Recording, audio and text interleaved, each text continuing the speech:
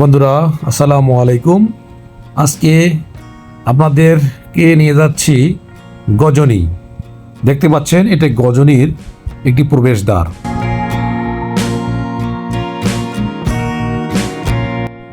গজনী রাস্তায় প্রবেশ করতে দুই দিকেই দেখতে পারবেন সবুজের সমারোহ।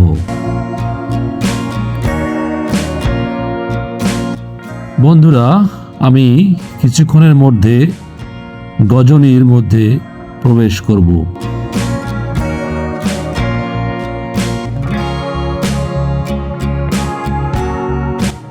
এটি হচ্ছে গজনীর অবকাশ কেন্দ্র, যেটি আমাদের শেরপুরে অবস্থিত।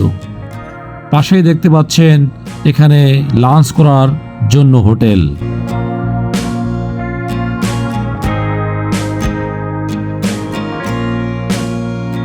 এই বসর ভাই, কিছু বলেন, কেমন লাগতেছে আপনার এই জার্নি? এই যে আমরা এখন যেখানে আসছি এই জায়গার নাম হচ্ছে গজনী। গজনী আসলে গজনী অনেক সুন্দর একটা জায়গা। আসার পথে অনেক সুন্দর একটা বন পড়ছিল, বনটা অনেক সুন্দর, না দেখার মতো সুন্দর, অসম্ভব। এই যে গজনীর ভিতরে একটা রাঙ্গামাটির মতো ভিউ আছে, সাত রাঙ্গামাটির মতো যেমন একটা ইয়ে ছিল না, ঝুলন্ত ব্রিজ। রাঙ্গামাটি ঝুলন্ত ব্রিজ, সেরকম একটা ঝুলন্ত ব্রিজ এখানে আছে। এটা হচ্ছে সেই ঝুলন্ত ব্রিজ, এই যে দেখতে পারবেন আপনারা এখানে। আর আসলে শেরপুরের এই জায়গাটা অসম্ভব সুন্দর, সবচেয়ে সুন্দর। আমার ভালো লাগছে এটা, দেখার মতো। পাশে হচ্ছে আপনার কি বলে,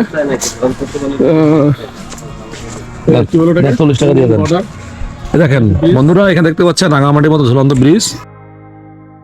ঝুলন্ত ব্রিজে প্রবেশ করার জন্য জনপ্রতি দিতে হয় 20 টাকা।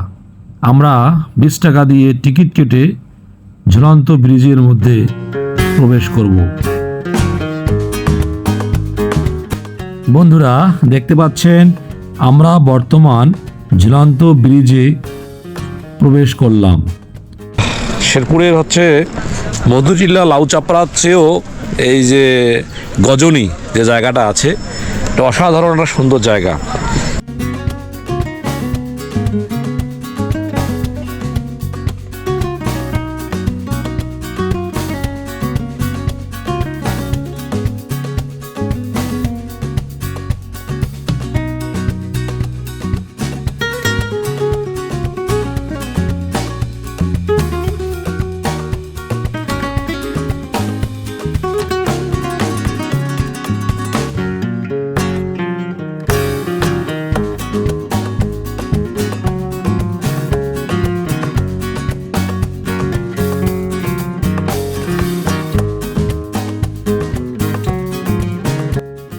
বন্ধুরা, ঝুলন্ত ব্রিজ তারের উপর থাকাতে বা কেবল দিয়ে থাকাতে এখানে একটু দোলতে থাকে।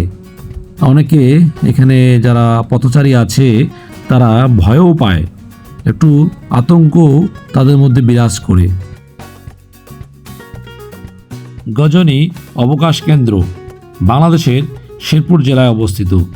এটি শেরপুর জেলার ঝিনাইগাতি উপজেলার কাংসা ইউনিয়নে অবস্থিত।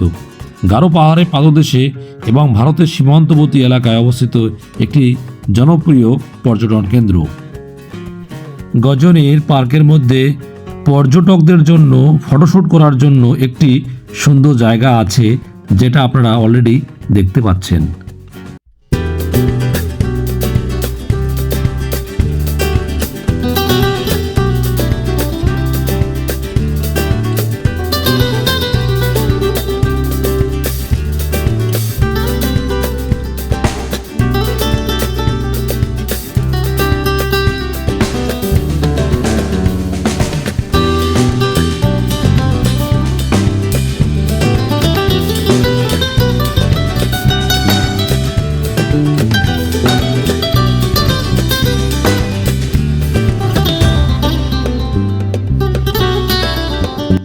বন্ধুরা, এখন আমাদের ফেরার পালা।